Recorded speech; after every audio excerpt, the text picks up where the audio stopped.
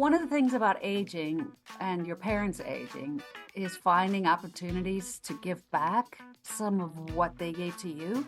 And that has been huge for me through this whole process. I was able to give back some of the incredible sense of self-worth and belief that she just poured into all of us. Hey there, and welcome to Late Bloomer Living, the podcast where we're all about shaking up our ideas about what it means to grow older.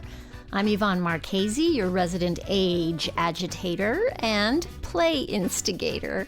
Around here, we believe midlife is the perfect time to play, to reinvent, and bloom big.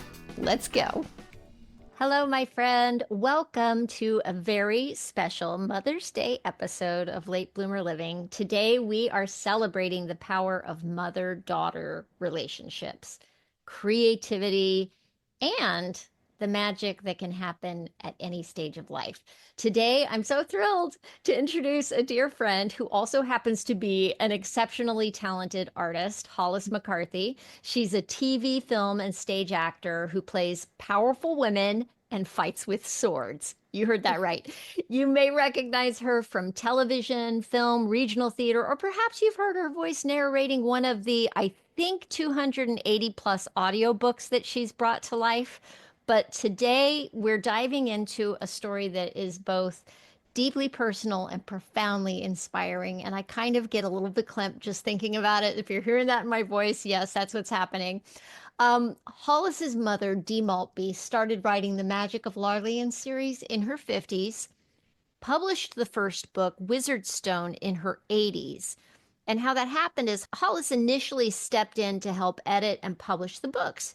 And then over time, I love this part, their collaboration grew. Her mother passed away in 2023. So Hollis is carrying on that legacy and writing and finishing up the 8th book in the series. So this is going to be a conversation about creativity that knows no age limit, the bonds that shape us, and it's going to be about honoring the stories that our loved ones leave behind. Oh my God, I'm getting all verklempt. So grab a cuppa, whatever you like to drink, settle in, and join me for this wonderful Mother's Day tribute to the magic of storytelling and family and second acts. Without further ado, here's Hollis McCarthy.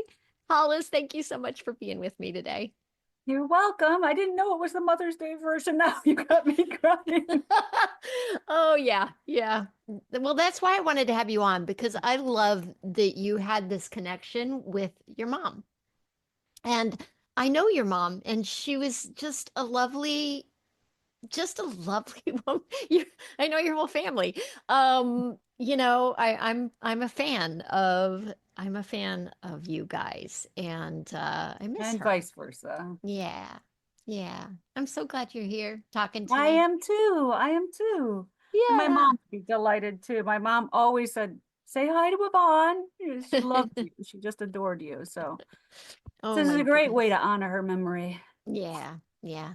So, girl, where do we start? Let's start with just kind of talking about the book, I guess.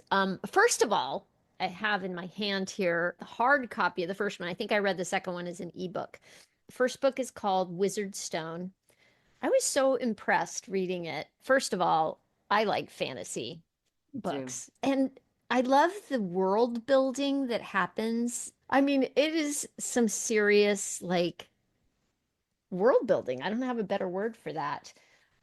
I also love that one of the themes of the book that I particularly connected with is that your main character, he's a wizard, and he starts off thinking wizards have no friends, and then he starts just like collecting friends. Yeah. Yeah, that was a uh big theme. yeah, yeah. And you're What right, world building is the perfect term for that. And it was one of her particular skills. A lot of readers just are amazed by her world building, as am I to yeah. this day. Yeah. So she started it in her 50s. When she was in her 50s, how old were you at that point? Oh boy, that's a good question. Let's see. She was 87 when she died, and I was 60. I think I was around late 20s. Late I think it was when 20s. my little brother moved out and she had empty nest syndrome that she really got serious Ah. about it. I mean, she always wrote when we were growing up. She always wrote and read prolifically. Our house is wall-to-wall books, And she used to read fantasy novels to us, four kids at the time, or five finally in the kitchen when we were cleaning up to keep us from fighting. Got through the Hobbit, the whole Tolkien trilogy, Watership Down, all the Chronicles of Prydian, the Prydain, however you say that, the Lloyd Alexander books. Yeah, I loved those. So it Uh-huh. was ingrained, and she always wrote, and she would submit. Sometimes she would submit things to publishers because back in the day that was the only way to Hmm. get published. And I think she had a draft of this sitting in her drawer for 20 some years. And then I was on the road doing regional theater when she pulled it out and started writing it again. And she would send me a chapter and I would send back thoughts and we finished it and I thought it was incredible. And of course, being my mom, she was terminally Midwestern modest, never thought that highly of herself. And of course, if you did, it's just because you love her. But my sister-in-law, Dana Benningfield, was working at the time for publishers doing editing professionally. And I got Dana to read it, and then Dana told Mom how great it was and how she had to continue with the series. Uh-huh. And Dana edited the first book, although it's much different from that version in its current state. And that made Mom somehow believe in herself enough to keep going with it. So yeah, so from that she wrote the second, and we would trade chapters when I was on the road in Alabama Shakes or the Old Globe or whatever, and go back and forth. And she got probably the best part of five books written that way. The first three were really in good shape, and then four and five were in drafts, and she had six about halfway done. And I was working as a narrator by that time with a lot of self-published authors, and I was home, and she was losing her sight and her hearing at this point. And it was after the pandemic, and she'd been alone too much, and isolation like that with those conditions really tend to make any kind of cognitive issues worse. And her self-image was at an all-time low. Hmm. And my dad said, "Well, I always promised you I would publish the books before you died. And I'm going to take this book down to the print shop and I'm going to get 100 copies made." And I'm like, whoa, whoa, whoa, wait, I got a better idea. Because these self-published authors that I work for are extraordinary and they sell thousands of books. And anyway, I talked them into it with a lot of help from my siblings, from Mike and Dana, and I talked my dad into it. Mom was all for it. And and then the serious editing and co-writing really began for me and figuring out how to do self-publishing. And I have to thank some of my authors, Mira Platt and Jonathan Moeller, who are huge bestsellers. And they gave me so much great advice about how to make it all work. And we hired a professional editor, Angie Ramey, who was amazing and just kind of walked us through the ropes, walked me through the ropes of how to self-publish. So at any rate, by the time my mom died 2 years ago in June, we had five books, I think, and the sixth one on its way.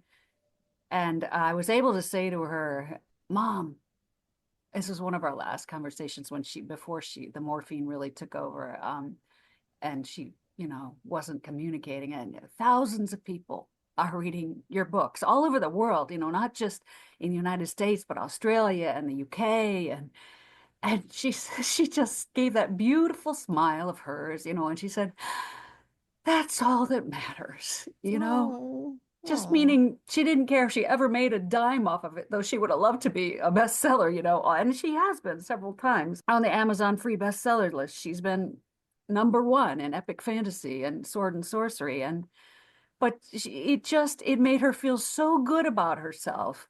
And like for every birthday or Mother's Day after we started publishing, I would collect the good reviews, because you know how it is online. They're usually, speaking as somebody who's been reviewed a lot online as a narrator, you have to take it with a grain of salt. And I never wanted her to look at them. but they've actually almost all been totally positive. So I would collect her raves Oh, and I would wow. read them to her. And she said, I'd read that book. Oh, wait, I wrote it, And she was just so delighted, and it gave her such affirmation. It was like the best gift I could ever have given her. And my dad, the best gift he could ever give her, though he gave her many great gifts, he footed the bill for the whole thing and made it, let me make it happen. They trusted me to make it happen. Wow. So that's kind of how the whole thing came about. And I'm so glad that it did, because that lives, and she lives on. Now I'm continuing. I promised her I'd finish the eighth book, because it's going to be the last one in this series. And so I'm 80,000 words in, which means I got about 20,000 words to go. And I'm hoping to bring that out this year. And I keep getting letters from people saying, when's book 8 coming out? So I have to find time amidst the acting and the narrating to do that. But I have been, and I find that it's such a gift.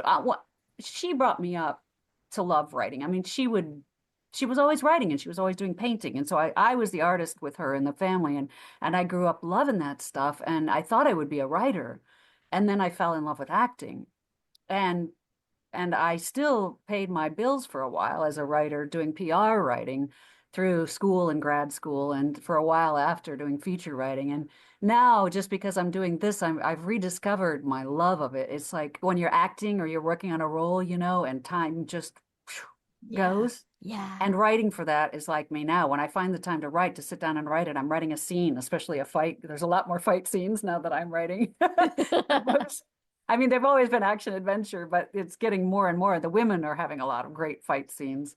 I'll look up in 2 or 3 hours, it's just gone like that. Wow. So Wow. it's a See, I thrilling ride. didn't know this about you, that you started off loving writing. And is okay, so what's coming to mind for me right now is something that I've been thinking about a lot about aging, is this, when I started this podcast, Hollis, it was very much about midlife reinvention, and because it's where I was at that point in time, it was very much kind of looking at self-improvement in a way.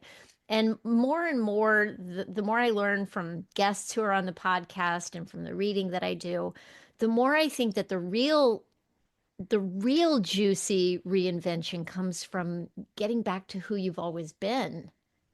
And I see That's a that great way of happening looking with at it. you, Yeah, It's like I think that's true. opening the doors to let her come out again, and look at that happen.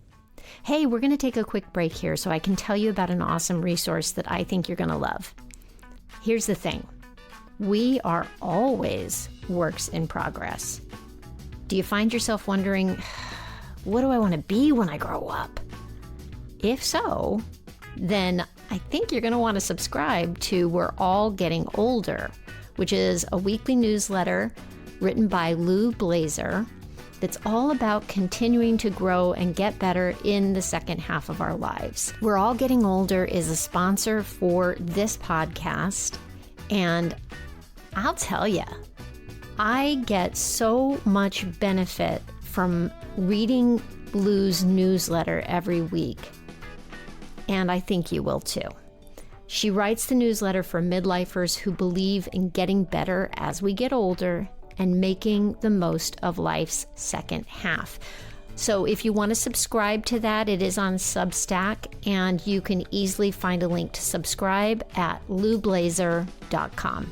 That's loublaser.com. And now back to our regularly scheduled programming. How old are you now, if you don't mind me asking? 62. 62. Yeah. And I mean, I love that your mother did this later in life. I love that you are also later in life doing this, and it's all about this relationship that you guys had. And I just, wow. Yeah. I got nothing else to say. I'm done. I tell you, I was very lucky. She was always my best friend, growing up, and she truly was the world's best mom. And she gave me such a love for the arts, and always she would come see all of my plays. When I did Our Town, in summer stock the year I graduated undergrad. She must have come to, well, my little brother was ended up being in it too, but she must have seen that thing like 12 times and she would cry every time, you know. Wow. She was just, that was how she was. And so I've always embraced the parts of her that are in me because my dad's a scientist and I almost went into science, but then I really had to do what I loved and I was good at the science, but I liked the arts better. Yeah. So it just became, it's like you say, it's you have these different paths in your life and you eventually have to pick one, but then you realize you don't have to just pick one. You can pick two or three and, you know, and the more of yourself you can embrace, I think the happier you become. I mean, for me, it's what's delightful about writing after a year in a lifetime in the arts, in acting and narration and voiceover and everything that I've done. I don't have to wait for anyone to give me permission to Isn't write. that the best? Yeah, it That is is. what I found with the camera. Yeah, When I became a photographer in my 40s, it was like it was like, oh my gosh, I don't have to get anybody's permission because I was also an actor. For anybody who doesn't know, I was an actor. That's all I ever wanted to do from the time I was like 6 years old. And when I got into my mid 30s, when I had my kids, I was done. I just felt done with acting. And then I was like, well, who am I? What am I? What am I going to be when I grow up? And when I figured out I wanted to be a photographer, I didn't realize this was going to happen, Hollis, but the biggest bonus of it was that I could pick up my camera and take a picture anytime I wanted to. I didn't need to be cast in a play. I didn't need anybody's permission to practice my new art, you know? exactly. It's so freeing, you know, and it can be whatever you want it to be, you know. Yeah. I've always loved collaborating. Don't get me wrong. I love working with other actors and directors if they're good and writers who are wonderful. I mean, that's all incredible. But I mean, of course, I've been collaborating with my mom, and of course, it's set in her world, but within those parameters, it can be whatever I want it to be, you Yeah. know, and that's incredible. She did say to me, when she was the last three books, I had quite a bit more writing in, and she always wanted me to write the fight scenes and the battle scenes because that was my thing and it was not hers. And she loved all my stuff. She was always positive about it, and we were very positive critics of each other's work always. You know, she taught me that. But she did say rather wistfully one day, "I hope that when I'm not writing it anymore, that it's not all fight scenes." And I said, "It won't be, I promise." Because I mean, what's great about what she did with the series and what I try to carry on is that sense that nurturing sense she has that makes her the world's best mom. She applies that to Lorena, the female heroine, and she I has see children and that. she's a healer and she also is incredibly powerful magic user and she fights with swords. But the scenes that I love that my mom wrote, so many of them have to do with the family and the kids, you know, and the interpersonal relationships. And in fact, I'm thinking of spinning it off into a young adult fantasy, younger series with some of the. It's become much more because she had Benben and Lorena aging pretty fast through the last few books because she was dealing with her own mortality, I think. And I've started putting the younger characters more into focus, and she loved that. She was fine with it.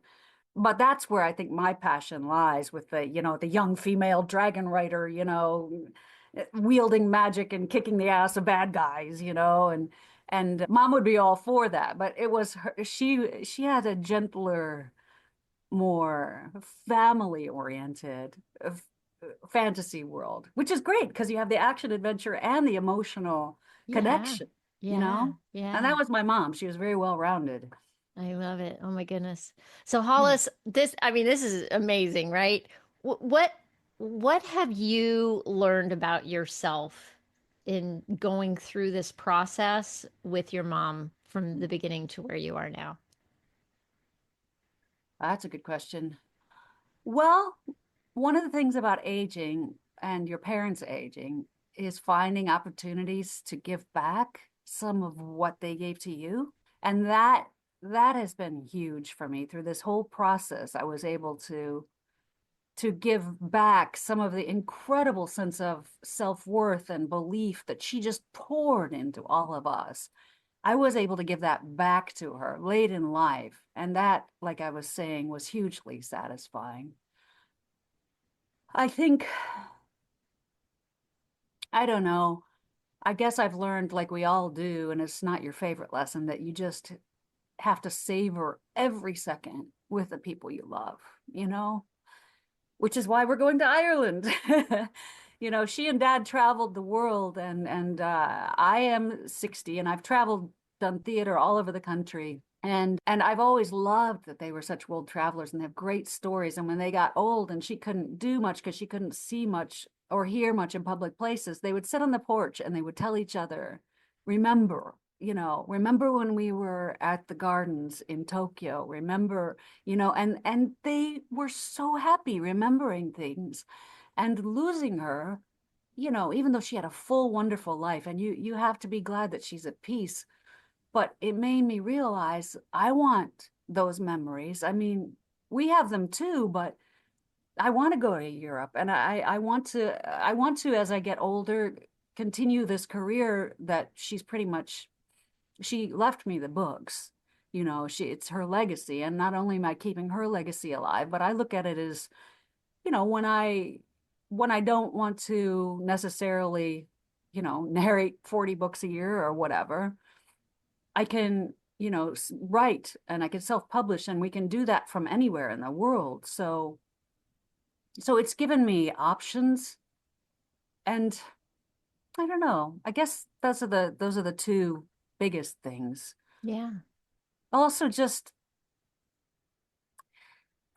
you know how you've heard about, you know, when your parents get old, and you've gone through this, I'm sure. It's those moments of you parenting them. Do you know Hmm. that you can really give back? Oh, I shouldn't even talk about this 'cause I'm gonna get. But when I was holding her, one of the, I think the day she passed, she, I could tell she was confusing me with my little grandma, her mother. We look a lot alike. And little grandma used to sing to mom, and mom used to sing to me this lullaby, Lavender's Blue. And she was so restless, you know, she was trying to let go, but there was part of her was still fighting. And so my dad had to take a break and get something to eat. And I started singing her that lullaby, and she just slowly slipped away. And I called dad, and he got to hold her for the last couple of minutes, but just easing her out like that with some of that love and comfort that she always gave to me, you know. I mean, there's no way you can ever give back to your parents what they give you, but I was glad that to take the time to be in the moment and to just do everything I could to make her feel safe and loved like she always did for me.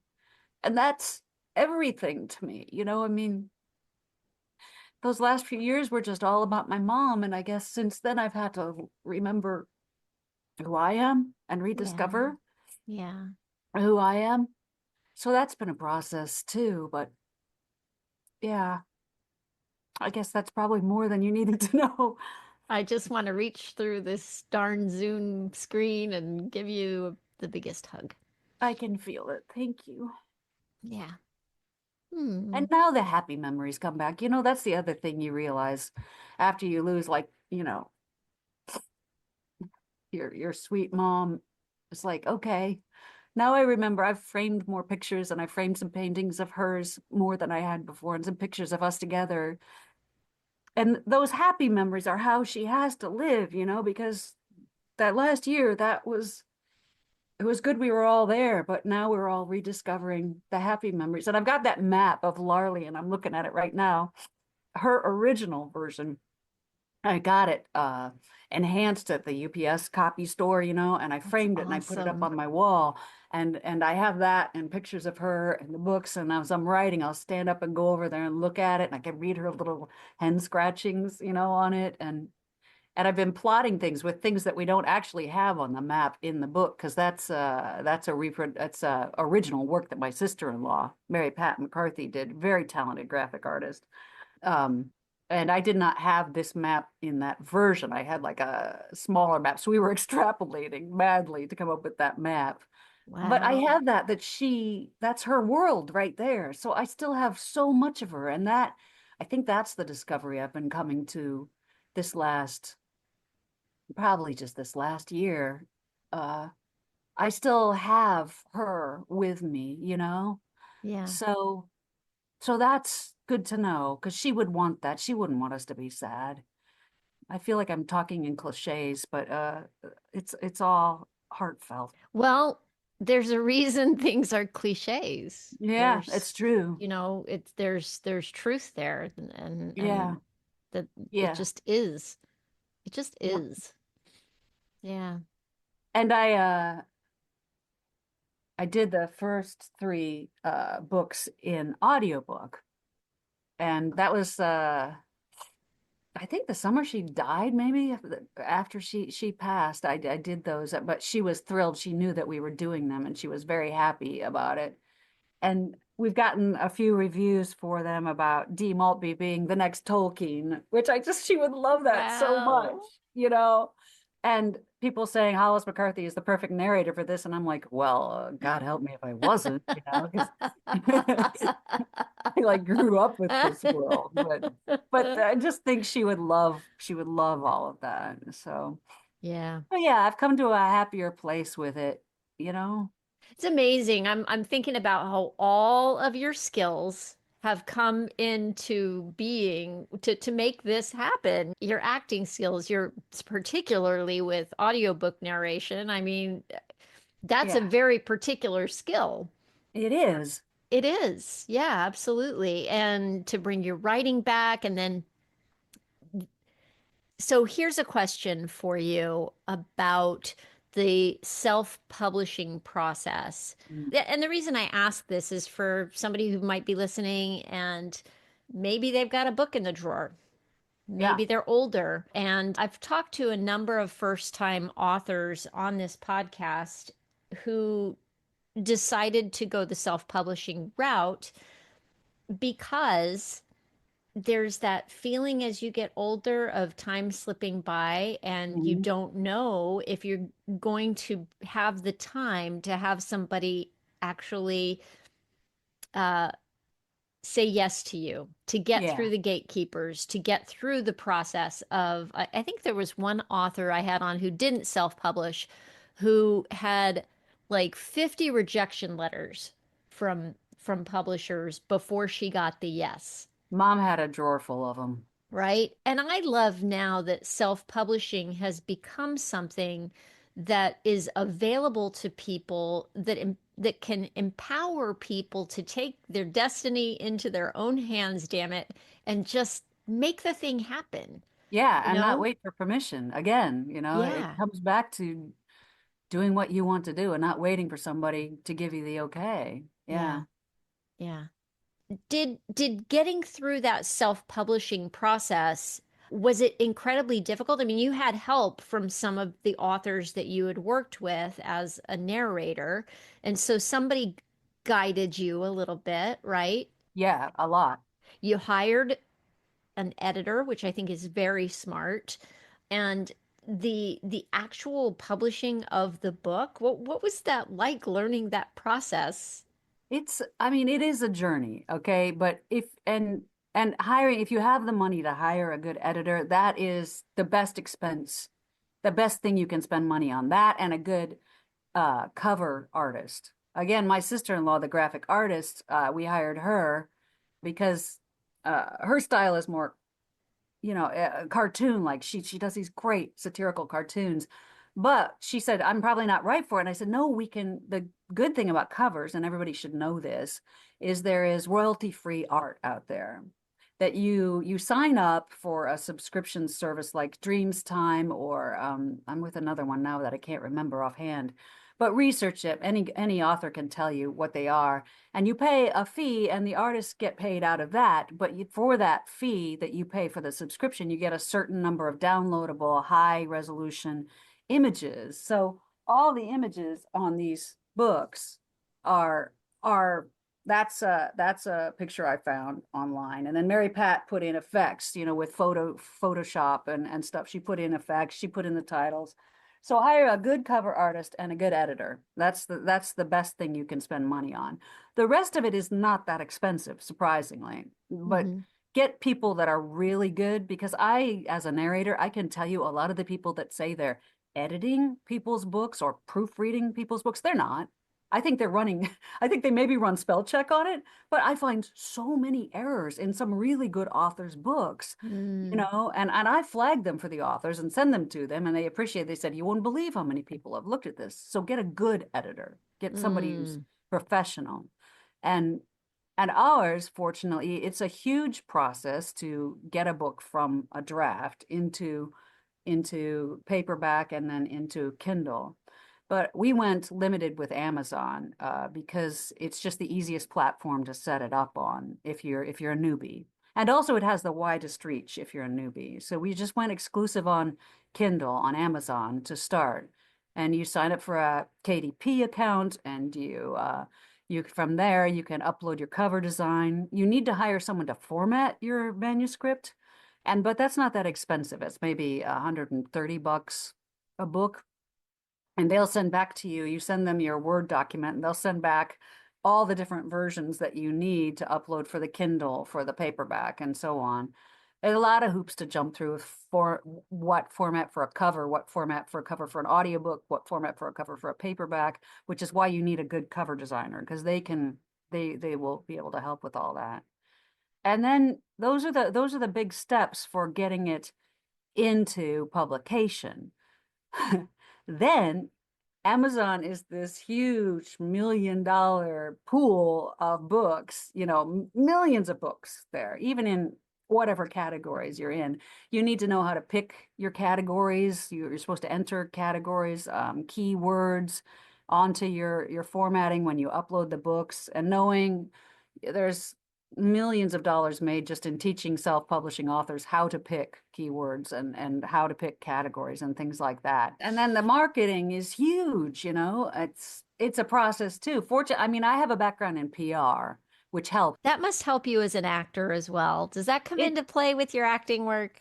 It has helped. My husband's an actor too, although he Yeah. doesn't really pursue it anymore. But back when we were both acting, particularly, I marketed us as a product, basically. I would do postcards back when you could postcard people, with review clips and pictures, yeah, it helped a lot. And most actors don't have that bent, so that was a big advantage, really.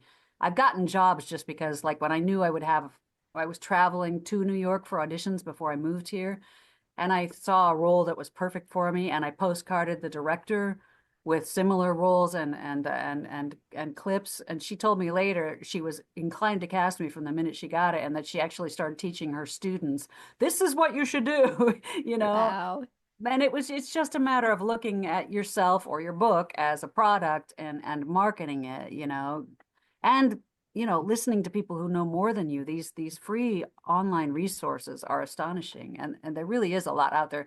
My best advice is don't pay somebody a whole bunch of money to take a Facebook class in how to do Facebook ads or how to do Amazon ads. Take the free ones and extrapolate, because there are a lot of people who just want to make money off people writing books rather than writing books themselves, because it's easier for them. So Yeah. yeah, there are a lot of traps out there, but it's very doable. I would encourage anybody who has a book that they're passionate about to explore the possibilities. Find a good cover artist, find a good editor, and to go for it. Because if you've got that story in you, what's good is it doing in your drawer, It made my mother so happy in those last few years that people, thousands of people were reading her books. What better feeling is there than that? So if you have a dream of that happening, it's really never too late. She was 87 when she died, and we published those 6 books over her last 2 years, and now 7 and 8 is coming. So Amazing, amazing. I think that is the perfect place to end it. I really do, because what are you waiting for? Don't keep your novel in a drawer.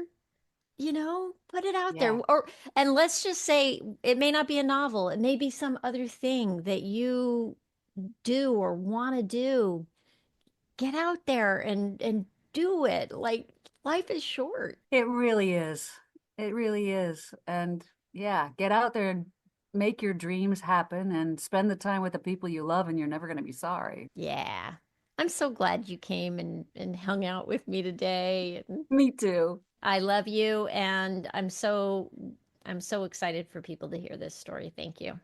Great. Oh, and if anybody wants the first book for free, Yes, how can people find you? I didn't even ask you. yeah, well, you can go to deemaltbyauthor.com, DeeMaltby author.com, and all the books are there. Or you could just look on Amazon for The Magic of Larlion, Larlion, and they're all there. And also, the whole series is free on Kindle Unlimited. Wow, very And you cool. can get the omnibus of the audiobooks now, 32 hours for one Audible credit. So it's a heck of a Amazing. deal. It is. And how can people find out more about you as an actor? I have my own website. It's mcactors.com. It's mccactors.com. Which I love. I've always loved that. All right, my dear. I love you. We'll Love talk you soon. too. Thank you for taking the time. My total pleasure. Well, there you have it. Thanks so much for joining me for this very special Mother's Day conversation with Hollis McCarthy. Whether your relationship with your own mom is joyful, complicated, or somewhere in between, I hope this story reminds you of the power of creativity and connection and following a dream no matter when you start. If you're feeling inspired to dust off an old project or reconnect with a creative spark, take this as your sign. You can find links to the Magic of Larlion series and more about Hollis in the show notes. You could just go to latebloomerliving.com/podcast and look for episode 231. And hey, if this episode moved you, I'd love it if you'd share it with a friend. Until next time, keep blooming, my friend. Hey, are you still here? I have a little bonus for you. Hollis sent me an extra story after we spoke, and I had already edited, so I'm adding it here as a bonus for anybody who stuck around to the end. Love ya. See ya. Bye.